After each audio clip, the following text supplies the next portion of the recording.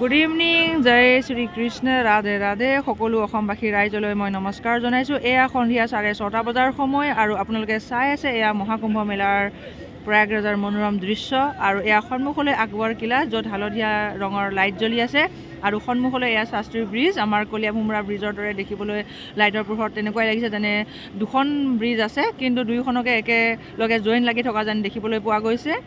আৰু এন্ধাৰ যদিও গোটেই প্ৰয়াগৰাজৰ গংগাৰ যমুনাৰ দুয়োটা পাৰে দিনৰ দৰে এতিয়া ইয়াতে পৰিৱেশ, আৰু বহুতেই ভাল লগা, বহুতেই মনোৰঞ্জক হৈ উঠিছে। আৰু দেখিবলৈ পাইছে এয়া সন্মুখত আপোনালোকৰ এয়া VIP-ৰ চেঞ্জিং ৰুম, VIP-ৰ কাৰণে ৰেষ্ট ৰুম।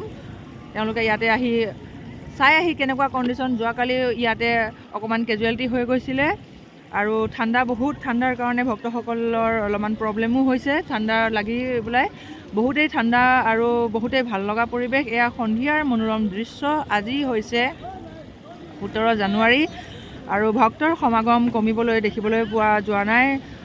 আৰু 14 তাৰিখৰ পৰা ধৰি বৰ্তমান চলিয়ে আছে ভিৰ ভক্তৰ, বিভিন্ন ঠাইৰ পৰা অহা ভক্তৰ যি এই সমাগম।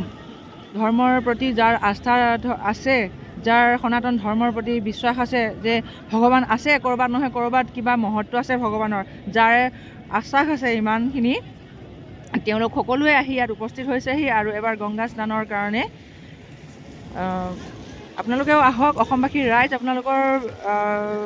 ইমান এটা আপোনালোকৰ মাজত দেখিবলৈ পোৱা নাযায় যে মহাকুম্ভ মেলাৰ যিটো মানে মহত্ব হয়, সেই বিষয়ে আমাৰ অসমৰ ফালে ইমান এটা গুৰুত্ব দেখিবলৈ পোৱা নাযায়। কিন্তু ইয়াত আহি যিটো মই দেখিছোঁ, মই যিটো অসমৰে হয় ময়ো বুজি পাওঁ, ইয়াত আহি মই যিটো দেখিছোঁ, পাৰিলে এবাৰ আহক। আৰু জগন্নাথ পুৰীত যেনেকৈ আমি মন্দিৰ দৰ্শনৰ কাৰণে যাওঁ বা সাগৰত স্নান কৰোঁ বা পৰশুৰাম কুণ্ডত যাওঁ, ঠিক তেনেদৰে আপোনালোকে ইয়াতো আহক, আহি এই মহাকুম্ভ মেলাৰ এই মনোৰম দৃশ্য চাওক। আৰু এই পৰিৱেশত বা এই মহাকুম্ভ মেলাৰ সময়তে এবাৰ গংগা স্নান কৰাটো বহুতেই জৰুৰী, বহুতেই ভাল। আৰু জীৱনত এবাৰেই মানে এনেকুৱা এটা অনুভৱ হয় কি মই গংগা স্নান কৰিছোঁ বা গংগাত এবাৰ পাপ ধুই আহিছোঁ। বহুতেই ভাল লগা মুহূৰ্ত, বহুতেই ভাল লগা ভিৰ। সমগ্ৰ ভাৰতবৰ্ষৰ পৰা য'ত য'ত সাধু সন্তবিলাক আৰু সনাতন ধৰ্মৰ ৰক্ষক যাক আমি নাগা বাবা বা নাগা সাধু বুলি কওঁ, তেওঁলোকো আহিছে। আৰু তেওঁলোকৰে পৰা আৰম্ভ হৈছে এই চাহিনাহন বা গংগা স্নান। আৰু এয়া 14 তাৰিখৰ পৰা আৰম্ভ হৈছে, 13 তাৰিখৰ পৰাই হৈছে, আৰু 26 ফেব্ৰুৱাৰীলৈকে এয়া মেলা চলি থাকিব। এয়া মেলা নহয়, বহুতেই ধাৰ্মিক এটা অনুষ্ঠান হয়, বহুতেই ধৰ্মৰ লগত জড়িত এটা পৰিৱেশ। আৰু গংগা স্নানটো চবেই জানে, আমাৰ হিন্দু ধৰ্মত গংগা বুলি ক'লে বা গংগা নদী বা ব্ৰহ্মপুত্ৰ নদী বুলি ক'লে চবেই মানে পজিটিভলিয়ে লয়। সকলোৱে বিশ্বাস কৰে কি ক'ৰবাত নহয় ক'ৰবাত ভগৱান আছে, বা গংগাত গা ধোৱাটো বা ব্ৰহ্মপুত্ৰত গা ধোৱাটো বহুতেই সৌভাগ্যৰ কথা। আহক ৰাইজ, সকলোৱে পাৰিলে এবাৰ গংগা স্নান কৰক এই মহাকুম্ভ মেলাৰ সময়তে। আৰু আজি মোৰ ডিউটিও শেষ হ'বলৈ হৈছে, কালি আকৌ আহিম, কালি আকৌ মই আপোনালোকলৈ এটা এনেকুৱা ভিডিঅ' বনাই দিম, আপোনালোকে চাব মোৰ ইউটিউব চেনেলত। আৰু এয়া সন্মুখলৈ চাওক আপোনালোকে, ভিৰ কিমান হৈছে, বহুতেই ভিৰ, বহুতেই ভাল লগা দৃশ্য।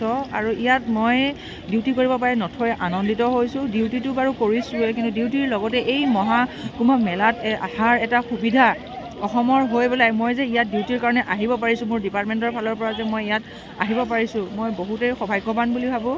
আৰু বহুতেই ভাল লগা এক অনুভূতি, মই ভাষাৰে বুজাব নোৱাৰোঁ। এনেকৈ ভক্তসকলক মই সেৱা কৰিব বা তেওঁলোকৰ কাৰণে, তেওঁলোকৰ প্ৰটেকশ্যনৰ কাৰণে ইয়াত মই আহিব পাৰিছোঁ, বহুতেই মই লাকি বুলি ভাবোঁ। আৰু আজিৰ ভিডিঅ' ইমানতেই সামৰিছোঁ। এয়া আকৌ এবাৰ চাওক গংগা যমুনাৰ সংগমৰ পৰা সন্মুখৰ দৃশ্য, বহুতেই মনোমোহা, বহুতেই সুন্দৰ দৃশ্য।